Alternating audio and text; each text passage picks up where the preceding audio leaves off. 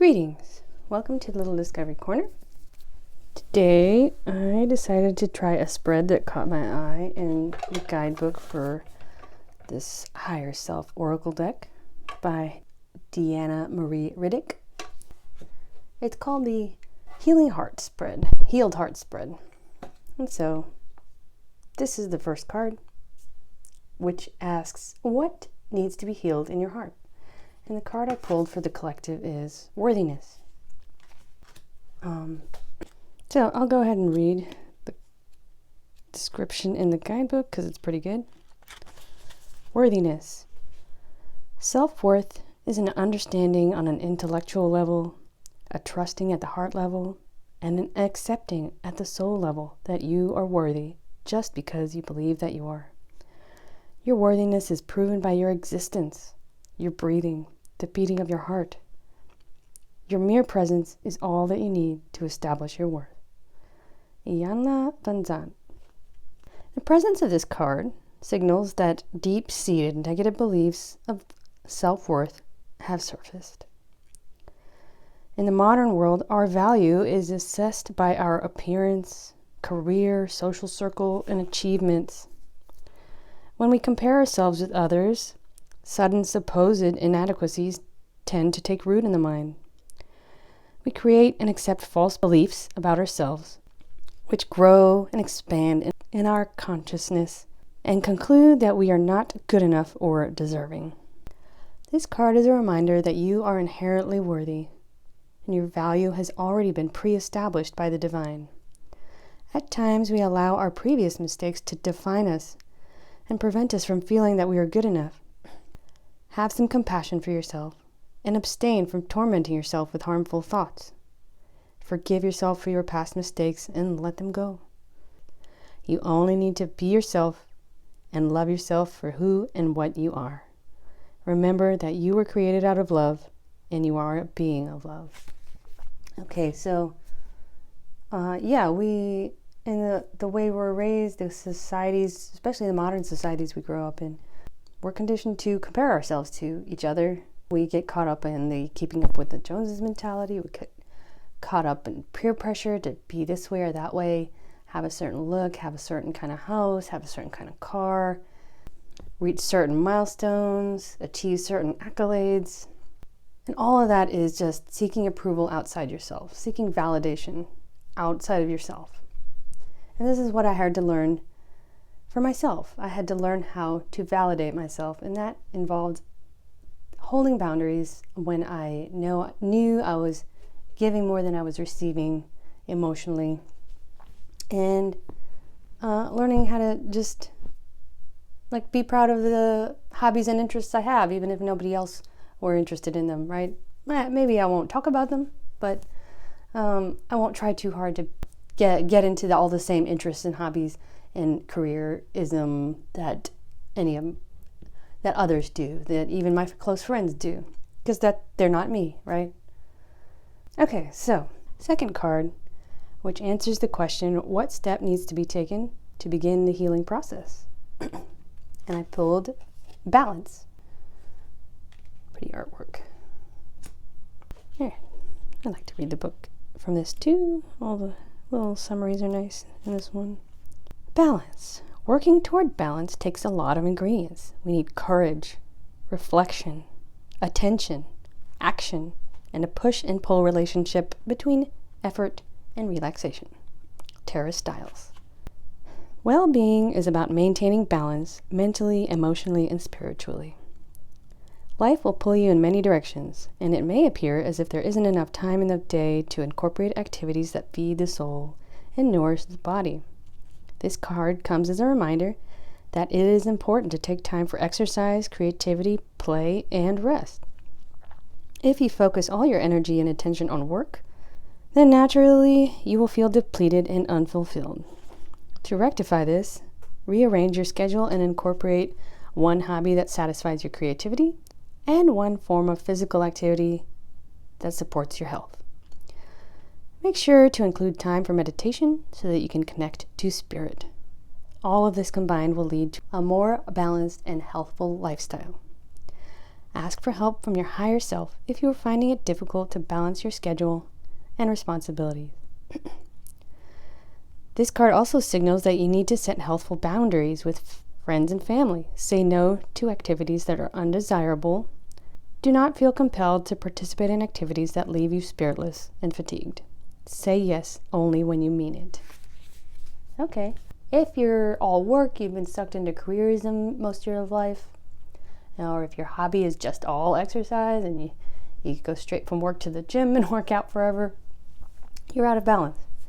And that a practical step to addressing your sense of worthiness is to balance out how you spend your time. Meditation, getting out into nature, definitely things that help balance you out, help you clear your mind, feel more grounded, and get to know yourself better. Get to know your thoughts, your feelings, what motivates you to do, say things that are not helpful for you, not good for your emotional well-being, like such as accepting manipulative behavior from connections in your life, abusive behavior, so what causes you to self-sabotage, right? We've been discussing this in previous readings. And creativity, a creative hobby. It doesn't have to be you don't have to come up with any kind of beautiful art or writing. You could just start journaling. Just scribble out random thoughts and feelings, whatever is on your mind, whatever's bothering you. And ask yourself questions like, why? Why do I tend to do this to myself? Why do I say yes? They mentioned like, if you're feeling really tired, someone invites you to a party and you just really want to rest, you need to rest, and you say yes anyway because you don't want to let them down. Why do you do that, right? It's a small example of holding boundaries when you know your body and your soul needs to rest. You just say no, and the friend, a good friend, will be understanding, right? Okay, card 3 reflects what needs to be forgiven. This was interesting because I pulled the card gratitude. So, gratitude. Acknowledging the good that you already have in your life is the foundation for all abundance. Eckhart Tolle. This card comes to help you recognize the blessings all around you. As humans, we have a tendency to focus on what's lacking, as opposed to what's already present. However, if you tune in to your higher self, it will show you that the universe is abundant and always provides. As seen on Earth, nature constantly provides for its inhabitants. It provides rain for nourishment, food for sustenance, and plants for healing. Your higher self is asking for a shift in your perception about what is readily available in your life. Make time to write a gratitude list every day so that you're reminded of the good fortune that already exists in your life. By journaling about what you're thankful for, your perception will shift from one of lack to one of abundance. Consistently acknowledging and celebrating the goodness in your life will help shift your mindset and build up a reservoir of gratitude and thanksgiving. Gratitude will also help you cope under dire circumstances. Life is cyclical, and there will always be ups and downs, so having a grateful experience will help you overcome a challenging experience in life. When you have a broken heart, you can dig deep into that reservoir of gratitude to help you heal. And when you experience loss and sorrow, gratitude can bring hope. If you are having trouble shifting into a grateful perspective, ask your higher self for assistance. And that is something I've learned to do. It does seem to help. When I'll just ask my higher self or ask my spirit team, please help me set better boundaries. Please help me with more energy, or please help me understand gratitude. And I think this card, answering this particular question, what needs to be forgiven, is about forgiving yourself for believing you are lacking, defective, incapable of doing anything right. Maybe you've been making a lot of mistakes lately and you're beating yourself up about that. It doesn't mean you're a bad person. It doesn't mean you're a broken person. It just means you've got to listen to your higher self. You've got to listen to your intuition instead of your ego, instead of your anxiety, instead of your peers giving you ego-based advice to do like materialistic things and just make all your decisions from a materialist perspective at the expense of your creativity, your spirituality. And spirituality, as I've said before, doesn't have to involve believing in XYZ beings. Just If you're not sure what you believe in, you feel like you don't believe in anything, just believe in making decisions in good conscience for others and for yourself. How would you treat yourself? How would you want someone else to treat you if you were your own partner? Right? Would you want to be supported, told encouraging things? And that's where the gratitude practice in journaling comes in. It does seem to help. I've tried it. And I recommend including things you love about yourself too. And so practicing gratitude for what's good in your life doesn't necessarily mean a way to gloss over what, like a toxic situation that you're stuck in. It doesn't mean rationalizing reasons to stay stuck. It just means say, yeah, I'm grateful for my health. I'm relatively good health. I'm grateful that I can, very small things. It can be very small things.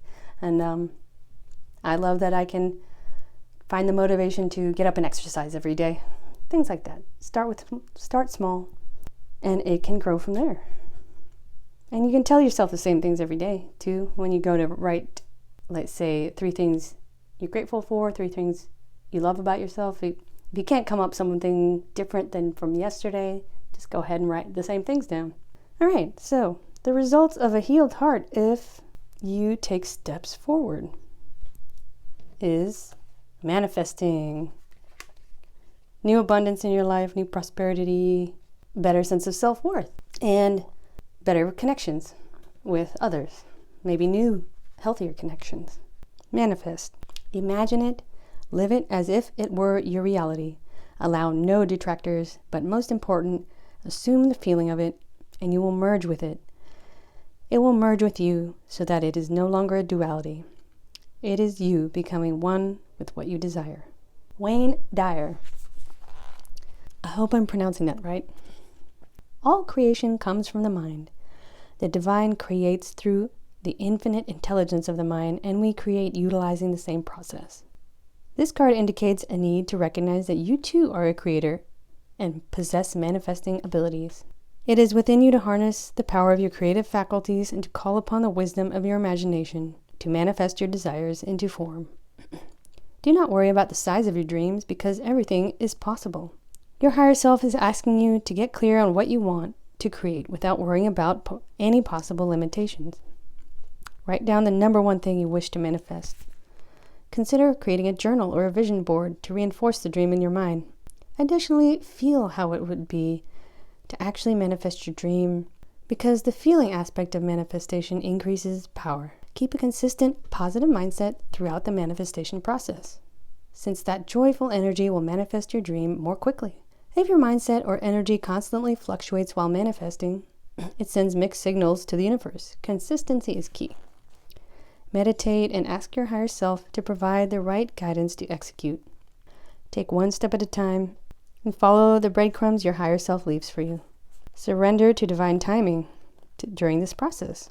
Make sure to trust your gut feelings about people and opportunities that come your way.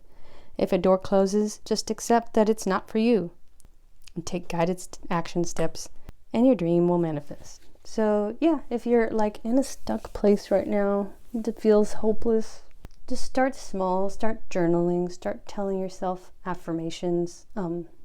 If you're feeling extremely low, just let yourself sit and feel it and process it. And when you start, I've noticed this, when I feel very, very low, I'll just sit and let myself feel it for a while.